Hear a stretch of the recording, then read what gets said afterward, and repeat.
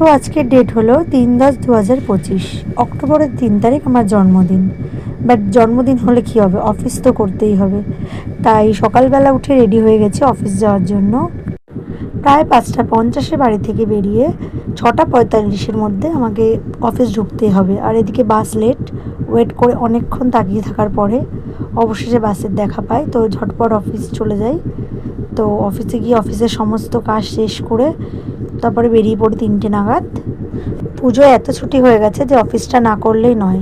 তো আবার সেই বাসে উঠে ফিরে আসি নিজের গন্তব্যস্থলে, বাড়ির দিকে রওনা হই।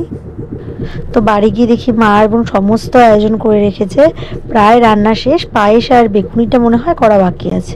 তো ঠাকুরকে পুজো দিয়ে নিলাম, তারপরেই একদম রেডি হয়ে গেলাম জন্মদিনের জন্য। সেলিব্রেশন করতে হবে অবশ্যই। তো ইয়েস, ইটস মাই বার্থডে। তো বার্থডের দিনটা তো খুব ভালো করে কাটাতেই হবে। তো একটু সেজেগুজে ঢং করে নিচ্ছিলাম যতক্ষণ বোন কেকটা নিয়ে পড়ে না আসছিল। তো এখানে আর একজনের ক্রেডিট না দিলে নয়, সেও অনেকটা হেল্প করেছে এগুলো গোছাতে। আসতে পারেনি ঠিকই, বাট প্রচুর হেল্প করেছে। বোন চলে আসে কেক নিয়ে, তো কেকটা কেটে নিলাম ঝটপট করে, বেশি দেরি না করে, কারণ পরের দিন আবার কাছে যেতে হবে। তো তাড়াতাড়ি কেক কেটে মাকে দিচ্ছিলাম, মা বলছিল না না তুই আগে খা, কিন্তু অবশ্যই মা জননী, মাকে তো আগেই দিতে হবে।